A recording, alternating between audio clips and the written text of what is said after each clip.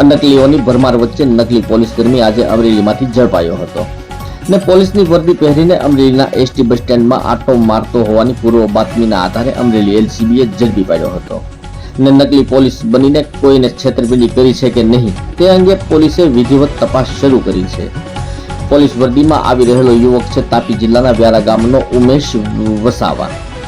પોલીસની વર્દી પહેરીને સીન સપાટા મારતો હોવાની પૂર્વ બાતમીને આધારે અમરેલી એલસીબીએ અમરેલીના એસટી બસ સ્ટેન્ડમાંથી ઝડપી પાડ્યો હતો ને ગુજરાત પોલીસનો ડ્રેસ, કેપ, બેલ્ટ, શૂઝ સાથે અમરેલી બસ સ્ટેન્ડમાંથી ઝડપાયો હતો. નકલી પોલીસ બનીને અમરેલીમાં કોઈની સાથે છેતરપિંડી કરી છે કે નહીં તે અંગે પોલીસે વિધિવત તપાસ શરૂ કરી છે. જ્યારે આજે નકલી પોલીસ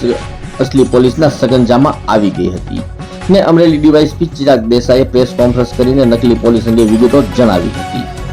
નકલીઓની ભરમાર વચ્ચે આજે નકલી પોલીસ અમરેલીમાંથી ઝડપાઈ ગયો હતો ને નકલી પોલીસ બનીને અમરેલી જિલ્લામાં કોઈ સાથે છેતરપિંડી કરી હોય તો અમરેલી પોલીસ તંત્રનો સંપર્ક કરવા ડીવાયએસપી ચિરાગ દેસાઈએ અનુરોધ કર્યો છે.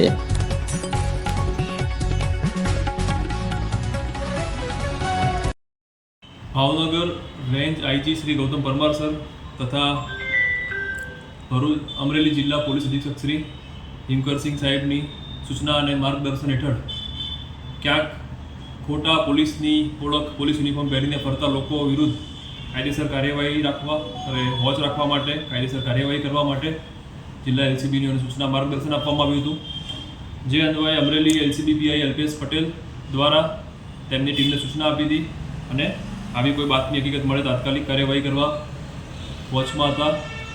એલસીબી ટીમને સ્પષ્ટ બાતમી મળેલી કે અમરેલી સિટીના બસ સ્ટેન્ડ પાસે પોલીસ નહીં હોવા છતાં કોઈ વ્યક્તિ પોલીસ યુનિફોર્મમાં ઊભેલ છે, જેને જઈને આ યુનિફોર્મ પહેરેલ વ્યક્તિની પૂછપરછ કરતા પોતે ઉમેશ રાહુલ વસાવા તાપી જિલ્લાના વ્યારા ખાતે રહેતો હોય, પોલીસ તરીકેની કોઈ પણ પ્રકારનું આઈડેન્ટિફિકેશન ધરાવતો ન હોય, તેમ છતાં police uniform, police belt, police cap અને પોલીસના શૂઝ પહેરીને ફરતો હોય અમરેલી સિટી પોલીસ સ્ટેશનમાં બીએનએસ કલમ 205 મુજબ એના વિરુદ્ધ ગુનો દાખલ કરવામાં આવેલ છે તથા તેના પહેરેલા યુનિફોર્મ, કેપ, બેલ્ટ જે આર્ટિકલ્સ પોલીસના હતા